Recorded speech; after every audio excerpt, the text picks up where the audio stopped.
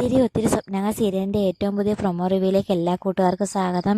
അങ്ങനെ വർഷയെയും വിവേകിനെയും ഫ്രണ്ട്സിനെയും എല്ലാവരെയും ഞെട്ടിച്ചുകൊണ്ട് തന്നെ വർഷയുടെയും വിവേകിൻ്റെയും വിവാഹത്തിന് വസുന്ധര അനുമതി നൽകുന്നുണ്ട്. ഇങ്ങനെ വസുന്ധര വിവേകിൻ്റെയും വർഷയുടെയും വിവാഹത്തിന് അനുമതി നൽകുമെന്ന് വർഷ വിചാരിച്ചിരുന്നില്ല.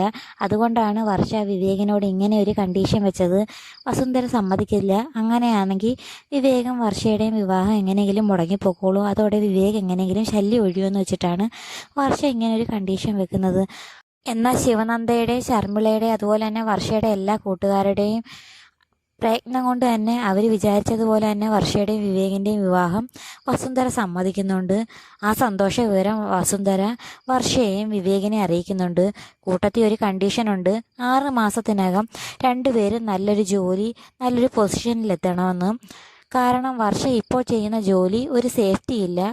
കാരണം കുറച്ച് പ്രായമാകുമ്പം ഈ വർക്ക് എപ്പോഴും ചെയ്യാൻ പറ്റില്ലല്ലോ. അതുകൊണ്ട് നല്ലൊരു ജോലി കണ്ടുപിടിക്കണമെന്ന് വസുന്ധര കണ്ടീഷൻ വെക്കുന്നുണ്ട്. മാത്രമല്ല രാഹുലിൻ്റെ കണക്ക് ഒരു ജോലി ഇല്ലാത്തത് കൊണ്ട് തന്നെ വിവേകും നല്ലൊരു ജോലി കണ്ടുപിടിക്കണമെന്ന് പറയുന്നുണ്ട്. ആ സമയം വിവേക് പറയുന്നുണ്ട്, മമ്മിയുടെയും ഡാഡിയുടെയും പൈസ ഇല്ലാതെ തന്നെ ഞാൻ നല്ലൊരു ബിസിനസ് ചെയ്യാൻ പോകുന്നുണ്ട്, അതിനായി എനിക്ക് ലോൺ അനുവദിച്ചിട്ടുണ്ടെന്നൊക്കെ വിവേക് പറയുന്നുണ്ട്.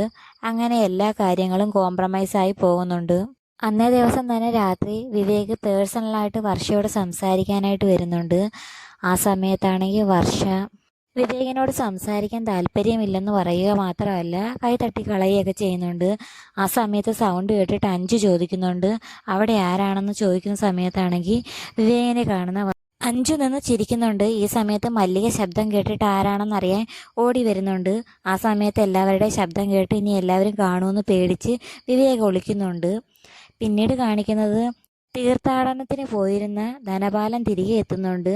അങ്ങനെ ക്ഷീണം കൊണ്ട് മുറ്റത്ത് നിൽക്കുന്ന സമയത്താണെങ്കിൽ പെട്ടെന്ന് വിവേക് വന്നിട്ട് എവിടാ പോയിരുന്നെന്നൊക്കെ ചോദിക്കുന്നുണ്ട്. ആ സമയത്ത് ധനപാലൻ പറയുന്നുണ്ട്, ഞാനിതുപോലെ കാശിയിലും മറ്റുള്ള ക്ഷേത്രങ്ങളിലെല്ലാം പോയി തൊഴുവാൻ പോയിരുന്നതെന്ന് പറയുന്ന സമയത്ത് വിവേക് പറയുന്നുണ്ട്, ഇനിയും കള്ളം പറയണ്ട, ഇവിടെ എല്ലാവരും അറിഞ്ഞ് ഡാഡി ഗോവയിൽ പോയിരുന്നതാണെന്ന് പറയുന്ന സമയത്ത് അത് കേൾക്കുന്ന ധനപാലനാണെങ്കിൽ ആകെ ഷോക്കാവുന്നുണ്ട്. ഇവരിതെല്ലാം എങ്ങനെ അറിഞ്ഞെന്ന മട്ടി ധനപാലൻ നിൽക്കുന്ന സമയത്ത് മല്ലിക വന്ന് പറയുന്നുണ്ട്, ധനത്തിനെ അകത്തോട്ട് വിളിക്കുന്നുണ്ട്. വസുന്ധര മേഡം വിളിക്കുന്നെന്ന് പറയുന്നുണ്ട്. അങ്ങനെ വസുന്ധരയുടെ അരികെ ചെല്ലുന്ന ധനപാലനാണെങ്കിൽ ആകെ വിളറി വെളുത്ത് നിൽക്കുവാണ്. എന്ത് പറയുമെന്നറിയാൻ വയ്യാതെ നിൽക്കുന്ന സമയത്ത് ധനപാലനെ ഗോവയിൽ കണ്ട അതേ ഫോട്ടോയും മറ്റുള്ള കാര്യങ്ങളും ഡീറ്റെയിൽസും എല്ലാം വസുന്ധര കാണിക്കുന്നുണ്ട്. അത് കാണുന്ന വിവേകും ധനപാലനും ആകെ ഞെട്ടുന്നുണ്ട്. അങ്ങനെ ഹരിത പറഞ്ഞ കാര്യത്തിന് വാസ്തവമുണ്ടോയെന്നറിയാൻ വസുന്ധര തിരക്കുന്നുണ്ട്. അങ്ങനെ ധനപാലൻ ഗോവയിലായിരുന്നെന്ന സത്യം വസുന്ധരയെ അറിയുകയും അതിൻ്റെ തെളിവുകളെല്ലാം വസുന്ധര കളക്ട് ചെയ്ത് വെച്ചിരുന്നുണ്ട്. അതെല്ലാം തന്നെ ധനപാലനെ കാണിക്കുന്നുണ്ട്. അങ്ങനെ എന്തു പറയണമെന്നറിയാതെ ധർമ്മസങ്കടത്തിൽ നിൽക്കുന്ന ധനപാലനെ കാണിക്കുന്നുണ്ട്. ഇതേ സമയം ജോലിക്ക് പോകുന്ന വർഷയുടെ മുമ്പിലേക്കാണെങ്കിൽ വർഷയുടെ രണ്ടാനച്ഛൻ വരുന്നുണ്ട്. കൂടെ എന്തൊക്കെയോ ഒരു പേപ്പറുണ്ട്. അത് ഒപ്പിടുന്നതിന് വേണ്ടി വർഷയെ നിർബന്ധിക്കുന്നുണ്ടെങ്കിലും വർഷ ഒപ്പിടുന്നില്ല.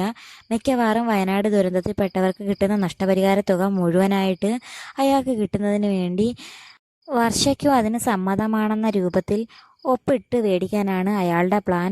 അതിന് സമ്മതിക്കാതെ നിൽക്കുന്ന വർഷയുടെ മുമ്പിലാണെങ്കിൽ വർഷയുടെ സ്കൂട്ടിയുടെ താക്കോലൊക്കെ ഊരിയെടുത്തിട്ട് വർഷയെ നല്ലതുപോലെ ദേഷ്യപ്പെടുന്നുണ്ട്.